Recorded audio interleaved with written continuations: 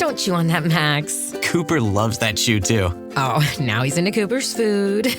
Wow, he is loving it. What do you feed Cooper? Blue Buffalo Life Protection Formula. He never leaves a crumb. I love it because it's made with high-quality protein, nutrient-rich fruits and veggies, and wholesome whole grains. Looks like we're switching to Blue.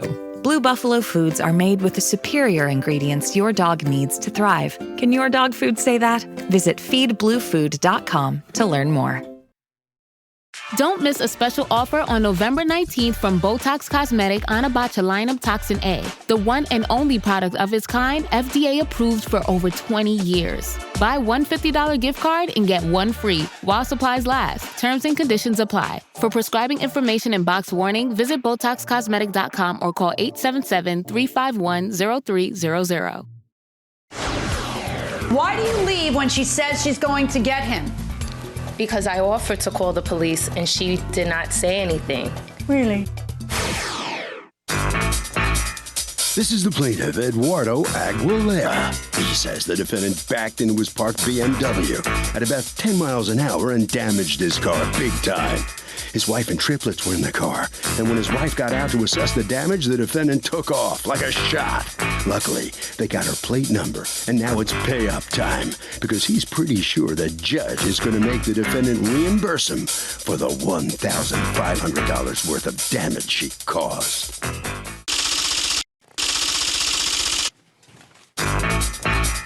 This is the defendant, Naima Yancey. She says the plaintiff illegally parked his car behind a bus stop, and she never expected anyone to be behind her. Besides, she simply tapped the guy's bumper, and now he's trying to make a federal case out of it by suing for $1,500. Even her insurance company denied the claim, saying there was no way she could have caused so much damage from a parking spot. The plaintiff's absolutely ridiculous, and so's this trumped-up lawsuit. She's accused of a backup crackup.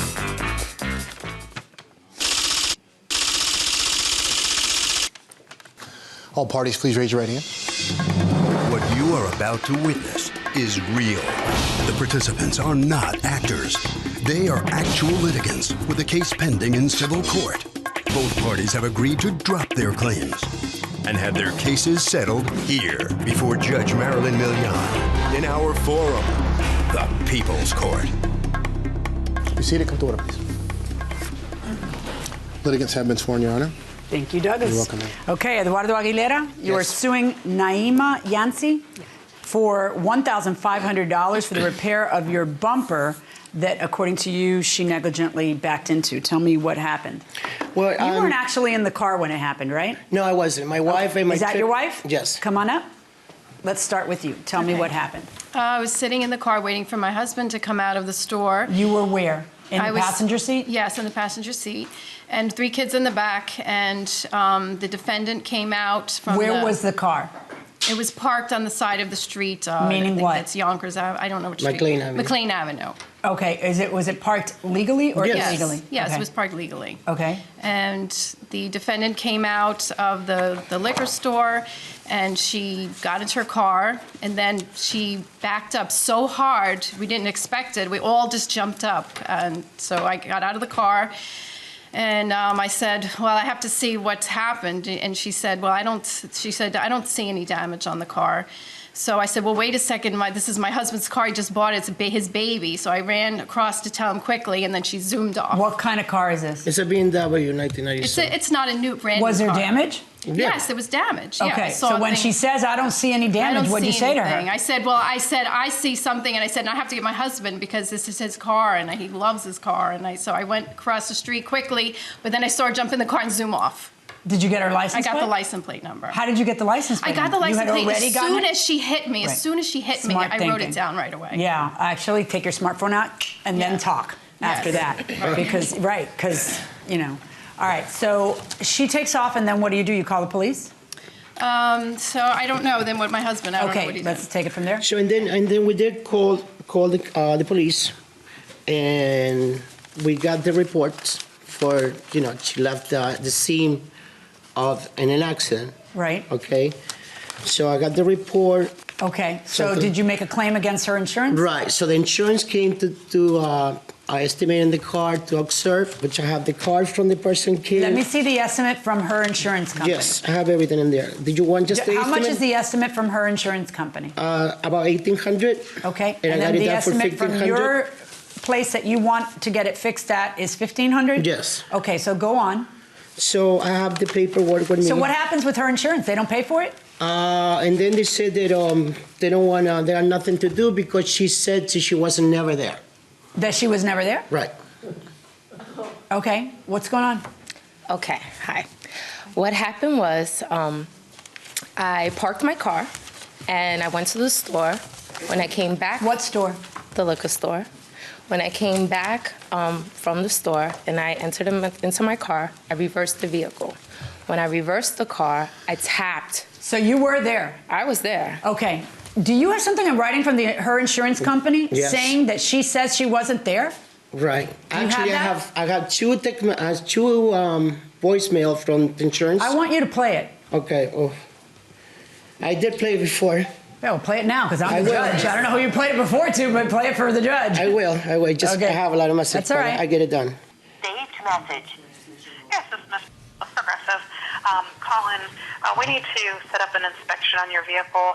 Our insured is claiming that she was never involved in any accident, so we need to get pictures. You can shut that off now. Did you tell your insurance company you weren't involved in an accident?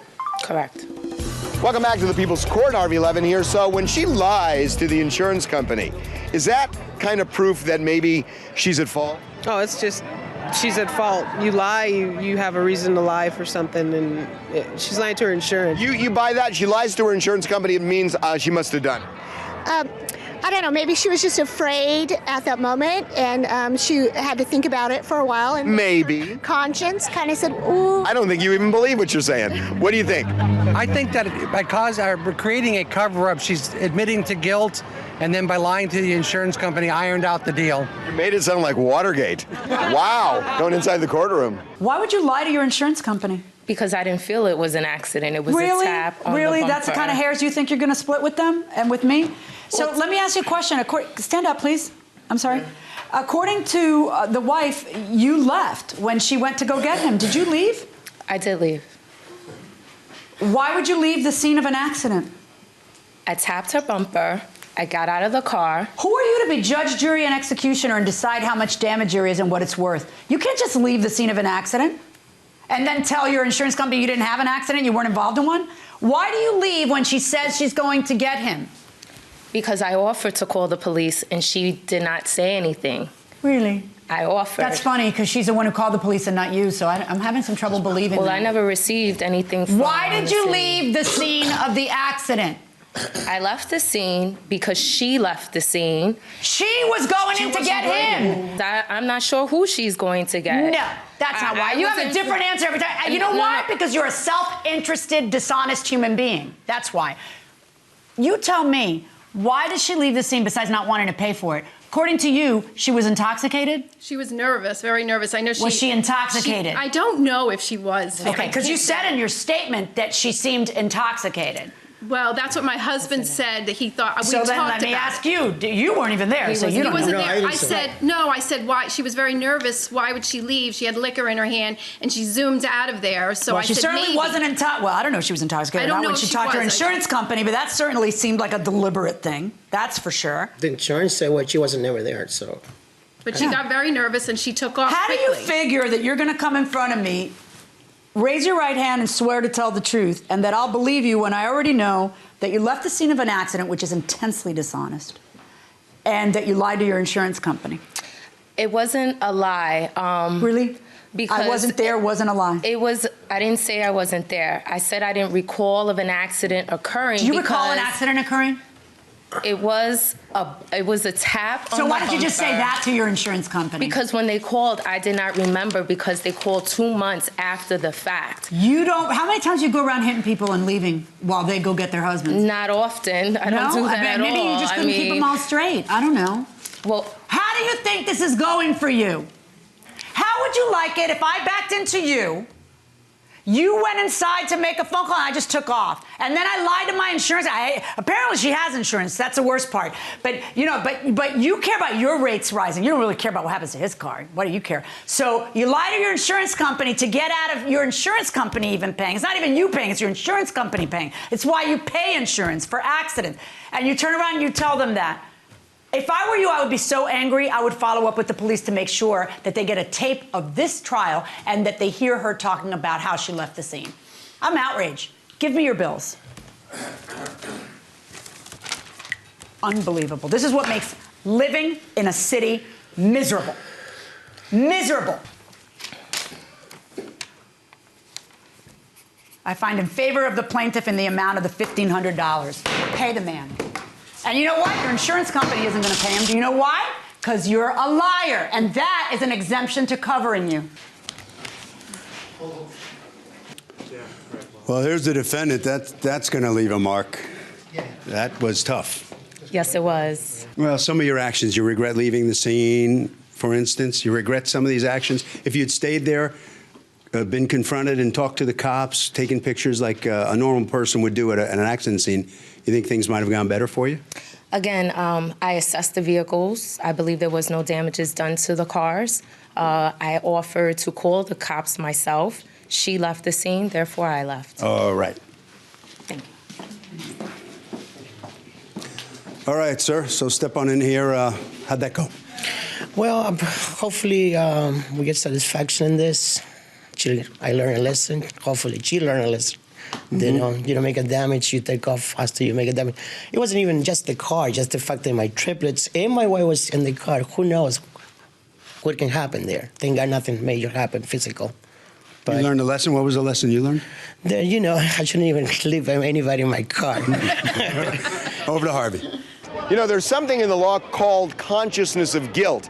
So the way you act at the accident scene and what you do afterwards matters. And that will do it for this case. Litigants for the next case on the way into the courtroom right now. Hey, this is Bill Simmons from the Bill Simmons Podcast, here to tell you that Michelob Ultra, the official beer partner of the NBA, is bringing NBA fans closer than ever this season with chances to win great prizes, including courtside tickets. Enter now at MichelobUltra.com/courtside.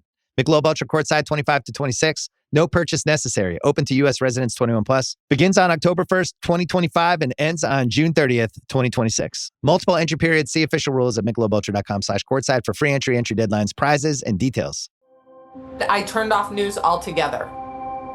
I hate to say it, but I don't trust much of anything. It's the rage bait.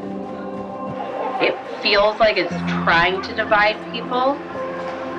If we got clear facts, maybe we could calm down a little. NBC News brings you clear reporting. Let's meet at the facts. Let's move forward from there. NBC News, reporting for America. This is the plaintiff, Llewellyn Anderson. He says he purchased an engagement ring from the defendant and the guy ripped him off big time. He was shocked when he took the ring to be appraised and the jeweler told him it was worth 6 times less than he paid for it because the diamond was a fake. You can't trust anyone these days. It's disgusting. He's suing that junky jeweler for $1,270, the amount he's owed.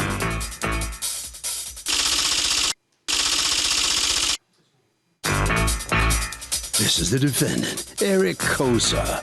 He says the plaintiff showed him a picture of a ring he wanted to buy, and it would have cost him $10,000.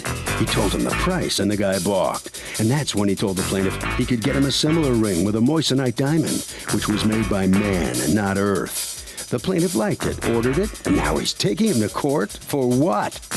He's accused of faking it.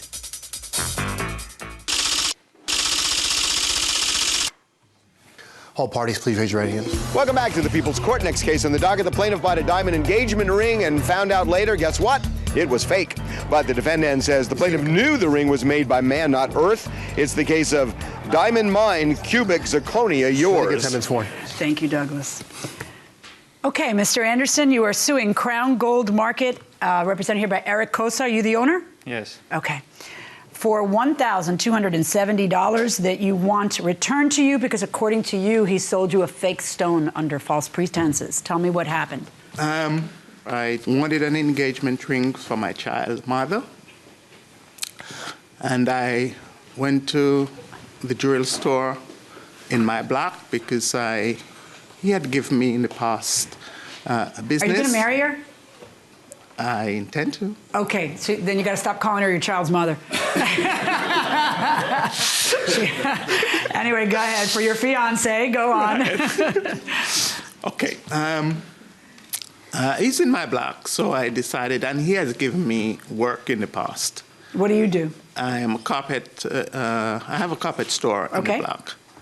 So I said, I will do business with the people who gives me business, and also it's right there. Right. So I went to him and I spoke to him of my intention, and he tells me that he would be able to fulfill my needs. Okay, so what were your intentions? Did you have a budget in mind and you gave him the budget? Yes, I have a budget of $3,000. And for that you wanted to be able to get? A diamond ring.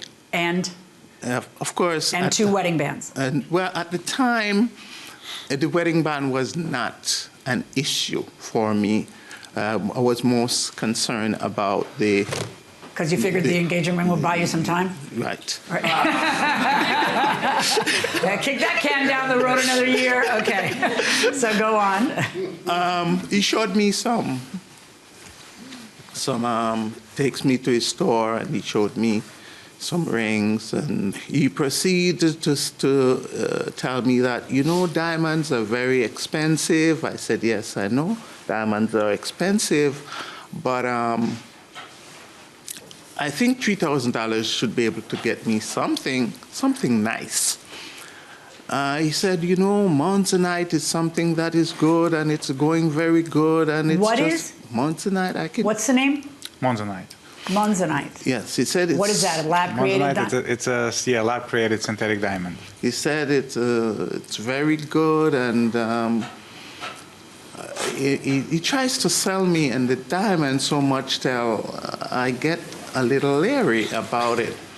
Because he said to me in the conversation, he said, you know, these things are so real, are close to real, that I bought one time and I was managed to pawn it for 15, 20 times the price that I paid for it. He said that to you? Yeah.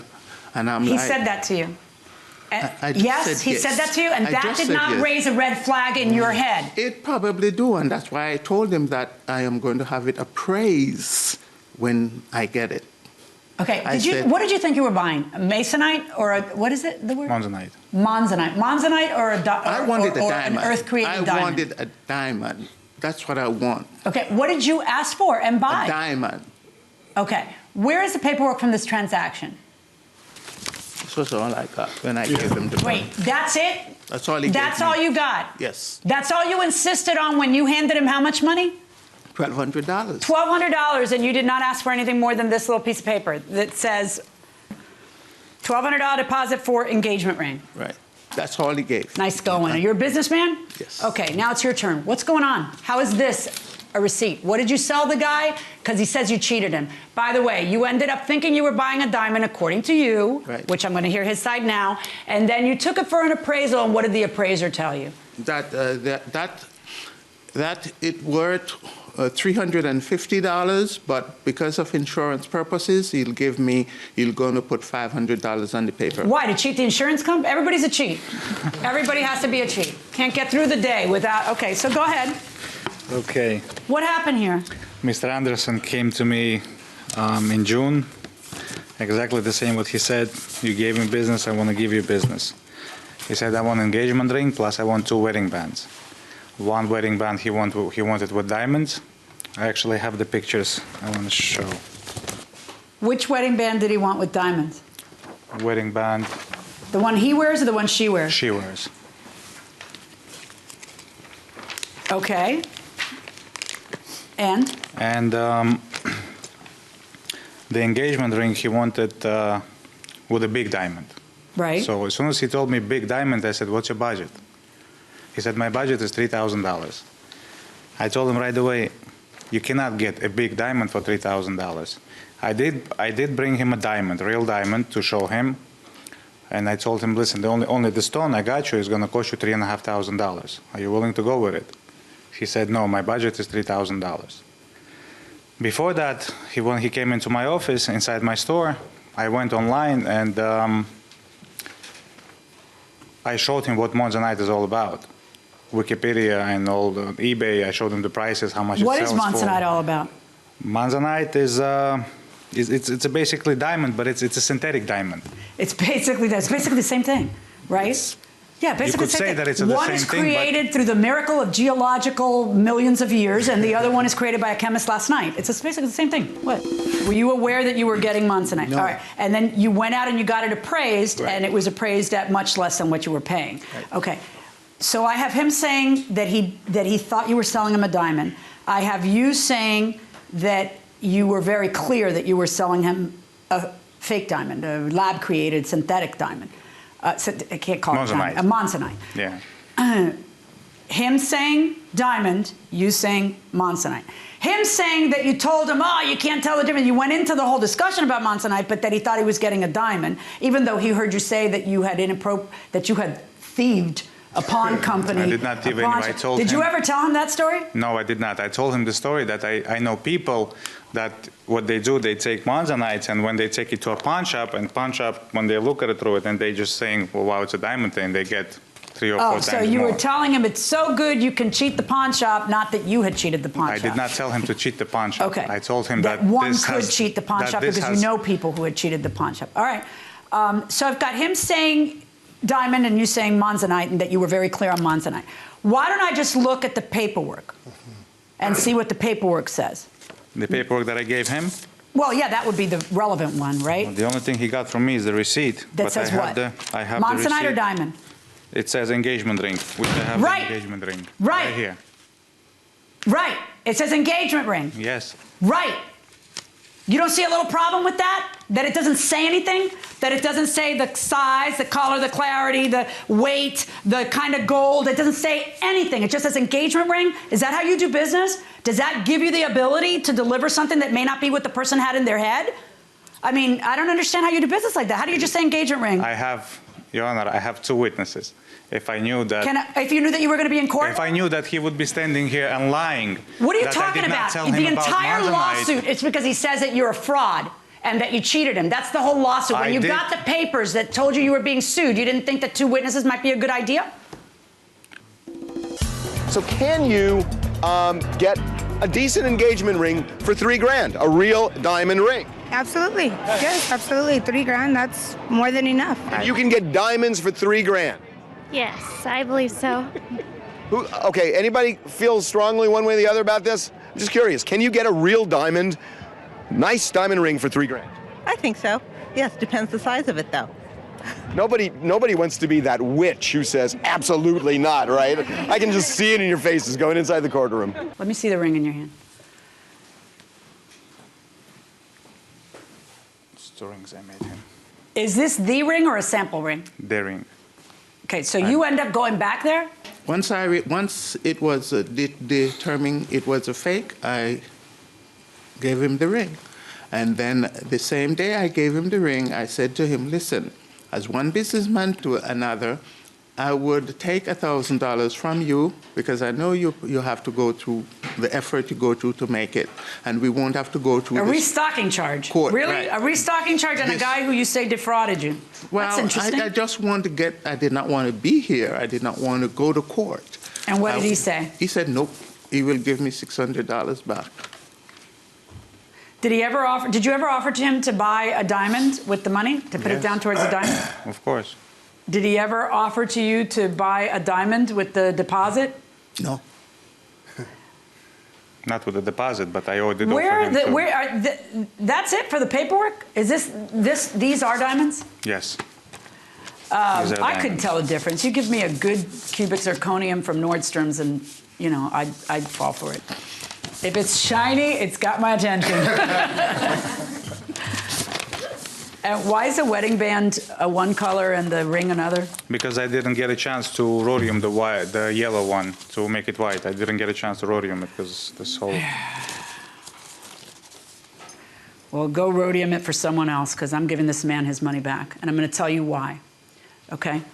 I've got a swearing match between 2 people. I've got a guy who, according to you, knew darn well what he was buying. And yet he runs out, gets it appraised, and incensed comes to you and demands his money back. That doesn't sound like a guy who knew that it was going to be a Mansonite. But more than that, let me tell you why I'm going to rule against you.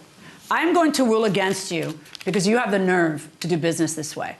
And when you want to tell a judge, I swear, Judge, I have witnesses, didn't bring them to court. I swear, Judge, I made it very clear that I was selling them a lab-created synthetic thing, but you don't write it on the receipt. I start to not believe you, and I start to not believe how truthful a businessman you are. No, you cannot. And therefore, I rule in favor of the plaintiff and the amount of the deposit plus the appraisal fee, $1,270. Take your stuff back. Hold on, I got it. Here comes the jeweler out on the losing end of this case. You just didn't have any good defense there. I guess, plaintiff, he did not say the truth. I did tell him that this was a Monzonite, and... Are you going to be more specific on your receipts from now on? Of course. Write everything out? I'm always specific, but... Really? That one wasn't? The only thing is he's my neighbor, and I thought I'm going to do a good job for him, but... What about that relationship now between you and him? Our relationship is going to stay okay. Really? We're going to keep saying hi to each other, and... Okay. It's going to be fine. Right down this way, okay? Thank you. All right, so come on in here, and the judge bails you out. Thank you. Yeah, you're welcome. What's your feeling on the outcome here? Well, I felt that justice was served because he knows that he was giving me something that's way beyond what I had expected. Now, this is a guy you work right next door to, right? You guys this guy I work for. Mm-hmm. And that's why I felt it was reasonable for me to do. So how do you feel about your friendship? Well, I cannot hold an animosity. I just won't do business with him. All right. What do you think, Harvey? So here's my advice. When you buy something this expensive, when you get the receipt, make sure they write specifically what the specs are on the receipt, exactly what you're getting. Make them put it in writing. And that will do it for this case. Litigants for the next case on the way into the courtroom right now. This episode is brought to you by Progressive Commercial Insurance. Business owners, meet Progressive Insurance. They make it easy to get discounts on commercial auto insurance and find coverages to grow with your business. Quote in as little as 8 minutes at progressivecommercial.com. Progressive Casualty Insurance Company. Coverage provided and serviced by affiliated and third-party insurers. Discounts and coverage selections not available in all states or situations. These are the plaintiffs, Tyler Stauber and Umberto Negron. They say they purchased a French poodle puppy from the defendant, a so-called breeder. And 1 week later, the poor thing died. Turns out the defendant sold them a sick pup who was infected with the parvovirus. The defendant's a fly-by-night crook who needs to be punished and taught a lesson. And that's why they're suing for the state max of $1,190.70 for all they've been through.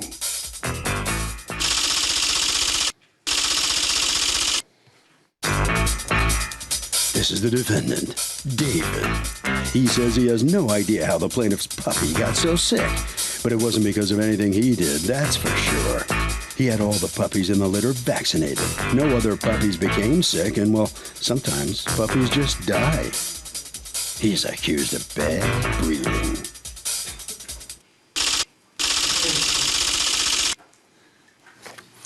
All parties, please raise your right hands. Welcome back to the People's Court. Next case in the docket. The plaintiff bought a puppy from the defendant, and sadly it died of parvo. But the defendant says sometimes dogs just die. It's the case of one sick pup. Thank you, Douglas. Okay, Tyler Stauber and Umberto Negron, you are suing David. You've asked to be referred to only by the name David for $1,190.70. The cost of your puppy and vet bills for that dog and another dog that you purchased from him, and the puppy passed away. I'm so sorry. Tell me what happened. So we were looking for a miniature French poodle to go along with our other dog to hopefully breed in the future. We were looking, obviously, in New York City, dogs are pretty expensive, so then we turned to looking online. We were searching through eBay for a few days. We found a couple different sites, so we were inquiring. It was late at night. It was probably around 9 o'clock at night. I ended up finding the site where it showed multiple different types of dogs, Shih Tzus, poodles. The pictures on the site were brought up so that I thought it was some kind of either shelter or store. So it looked pretty reputable. I looked, it said that all the dogs were given their first set of shots and worms. So I decided to inquire about it. The only kind of contact information that it had was a cell phone number. So I proceeded to text about the cost of the dog to see if I could bring down the price. After negotiating a price of $500, we decided to meet up and I purchased the puppy. Okay, when did you purchase the puppy? On the 7th Of? November. Okay, do you have a contract for the sale of the dog? No, I did not. Okay, so there was none done? No. There was no paperwork for the transaction? No, She bought it in my house. There's no, So what? Are you a breeder? I do deal with puppies, you know. Are you a breeder? I'm not a breeder, but I do deal with different companies How that do sell you know me you're not a puppies. breeder then? What made you think you're not a breeder? I am not a breeder because I don't breed dogs. You know, I don't have puppies giving birth for me to sell them. So I deal what do with you different do? companies. You broker? Yes, I buy puppies from different companies to sell them. How many puppies do you sell a year? Probably 40 or more. Is this your sole business? Is this what you do? Like That's what I do for a living, yes. for a living? Yeah, yeah. All right. For Did me he to sell purchase the puppy for $500? He did purchase Do you the remember puppy for what day he 500. purchased it? The 7th. The He 7th? arrived at I'm my sorry, house. What day was it? November 7th? Yes. All right. And then according to you, the dog had had its first set of shots? They had the first set of Can shots. you prove that to me? Do you have the paperwork to prove that? I'm pretty sure that I provide him something like this, which I provide to all my customers. Pretty sure I gave it to him. in Well, I his don't know. hands. I need to No. just show me proof that the dog had its first set of shots. Oh. You would have that from the I also vet. have shots here that Escúchame. I do. Dígame, señora. Listen. Less you talk, more you listen. I need to see proof the dog got its shots. The way you do that is not to tell me what you always do, because I already know that you always have paperwork and you don't have paperwork for him. I want the piece of paper from the vet that gave the dog the shots. I gave the dog the shot. I have my certificate that allow me to do the shots on the puppies. I got it right here with me. This is why.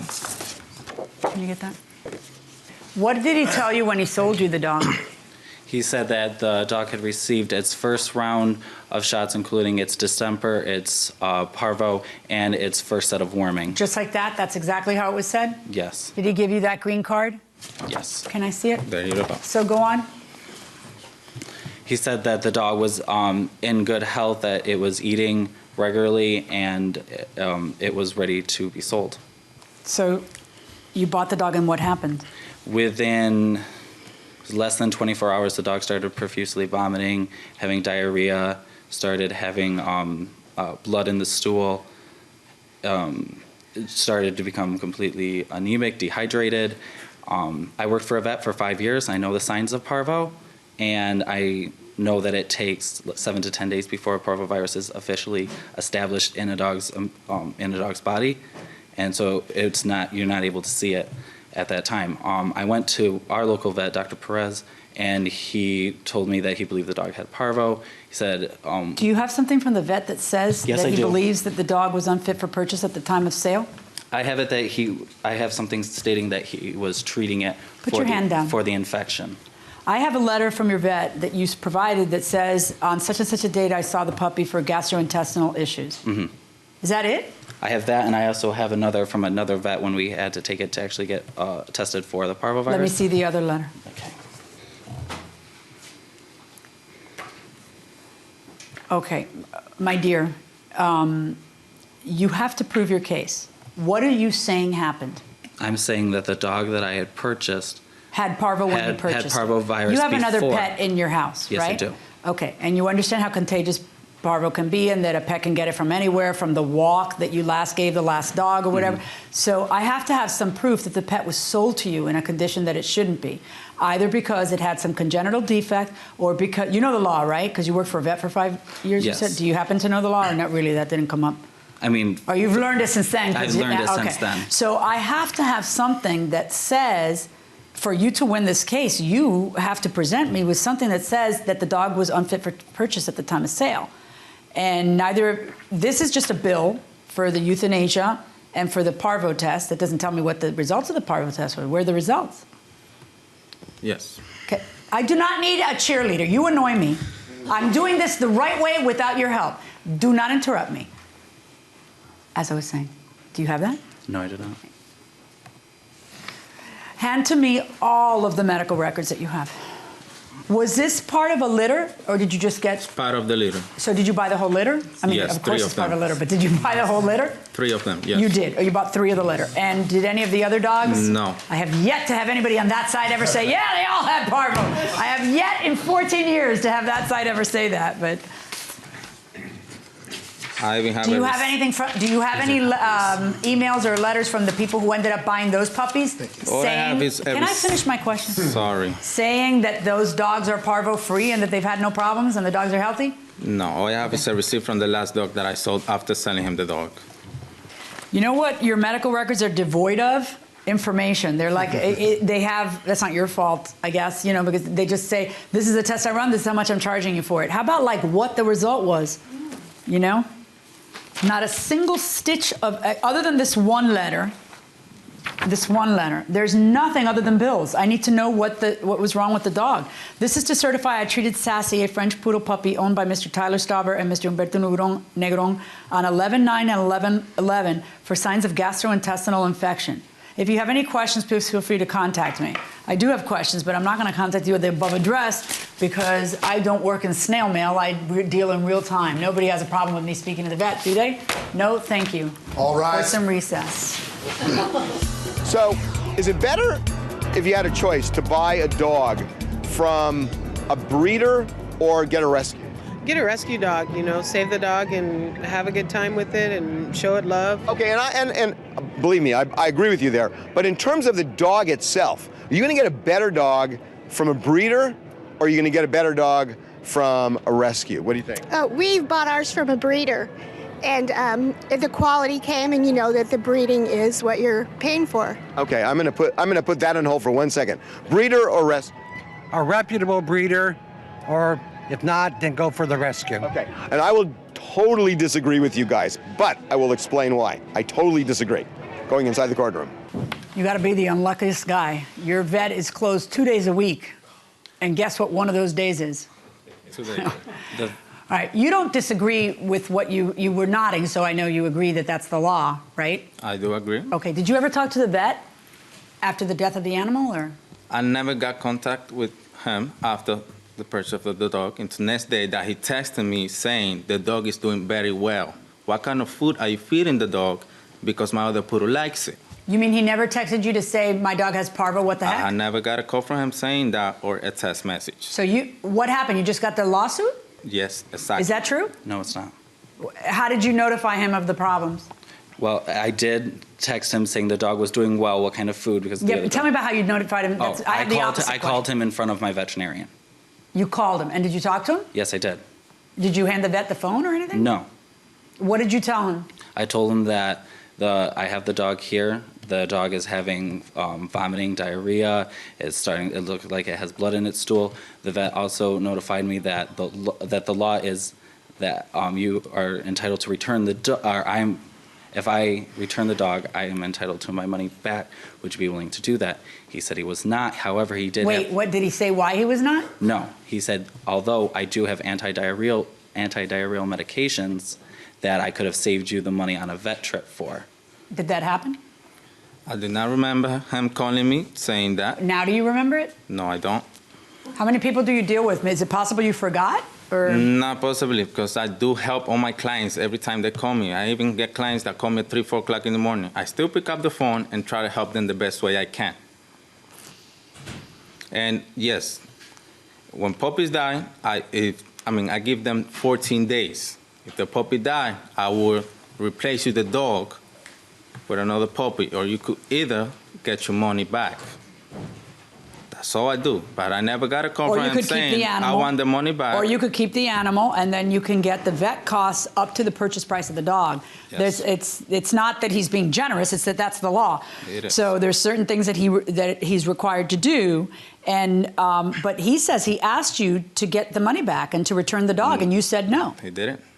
I never saw a letter from the vet. Yeah, that kind of stuff is always best done in a way that you can get a record, you know? Emails, texts, etc., so that there's a response back and so that you can prove, you know, that something happened. Here's what we're going to do. Go ahead. What did you want to say? Dr. Perez actually would not be of help really because he did not diagnose the dog with parvo. However, the vet hospital that I took the dog for the emergency services is located in Manhattan. Okay, here, honey, it's real simple. Okay, lots of judges must just say goodbye. All right, I kind of feel bad for you because I feel like the vet should know what the vet needs to do, and the vet didn't write it in the way that the vet should be writing it. If in fact that's the case, or the dog didn't have parvo, or the vet can't say that the dog was unfit for purchase at the time of sale, because if you're saying that's the second vet, that's how many days after the sale? Only a few days. Right. Everything transpired within a 5-day process. Right. I was in and out of the vet. That should be, okay. Well, here's what we're gonna do, okay? This is small claims, and the rules are relaxed in small claims, all right? It's, you know, I'm not gonna pretend you're a lawyer, just like I don't pretend any of my other litigants are lawyers. I'm going to give you a few days, and you will either have your evidence or you won't have your evidence. I feel bad for you that the vet is closed today, because what I normally do in these cases, when somebody has, you know, they can't take me to the mountaintop they want me to see, I just take a minute and call the vet and talk about it. And I've had vets who say, I can't say that. I don't know when the parvo's set. Or I've had vets who say, oh yeah, definitely, because the incubation period's X and the dog was only 3 days in the house, or whatever else it is. So I'm going to give you a week to get the appropriate evidence, okay? And I need to know that you understand what that evidence is, so I'm going to give you a copy of the statute, which I presume you've read before coming in here, because you can get it on the internet, but if you haven't, I'm going to hand it to you so that you're very clear on either you have that evidence or you don't, and the vet is not going to say it for you just to help you. He's going to, it's his credentials on the line, so he's either going to say it or he's not, that he can deem that from his examination, or that he couldn't. It's just that simple. So I'm going to give you a week to go ahead and do that. If I have that evidence, I will rule in your favor, but I will only rule in your favor to the purchase price of the animal. You're capped at that. If I don't have that evidence, then I will not rule in your favor. Yeah. Also, like you said before, he has another dog in his house. Oh, I He's know. already That's in a why. dog puppy, That's you why, know. and the vet knows that because the vet treated the other dog. So you either the vet can tell that or the vet cannot tell that based on the incubation period, and it's just that simple. So I'm going to do you the favor of giving you a week. That's my judgment. That's my judgment, my contingent judgment, and my judgment will be deemed once I see any additional evidence. If I do, we're not going to chase you. If I don't receive additional evidence from you, then I'll just rule. Thank you, gentlemen. Come on, guys. Both sides, please. Let's see what the plaintiff has to say about this contingency ruling here. I mean, I feel grateful that the judge is allowing me to have more time in order to get the evidence. Honestly, I feel a little remorseful for other people that could have got these parvo-stricken puppies. Mm-hmm. You understand what's required of you now? I do. All right. Do you think you're going to be able to come up with the evidence to prove your case? I definitely do. Okay. All right. We'll see. All right. Head right back this way. All right. The defendant next. This isn't over yet for you. What are you thinking here? Well, he do not have all the evidence clearly, and he did not yet. Not yet, but he did not contact me to let me know that the puppy was sick. Mm-hmm. You know, there was probably something that I would be able to get done at the moment. And are you worried about what he might come up with now? No, I'm not really worried. I've been dealing with this for nearly 3 years. Okay. I never got a problem. It's my first time in court, so I'm not really worried about it. All right, let's see what Harvey has. All right. Okay, so the plaintiff got the evidence when the vet and was awarded the money. Now, let me say why I disagreed with these guys. Yes, I mean, you can get good dogs from breeders, but the fact is, I've had a long history of getting rescues, and I will tell you that every single rescue I've ever had, they don't forget. They never forget. They somehow know that you saved them. And I am telling you, I don't think it's luck. I've had the best dogs, and I've talked to a lot of other people who have too. Rescues, to me, are so far superior, they're not inbred, and guess what? They're really grateful.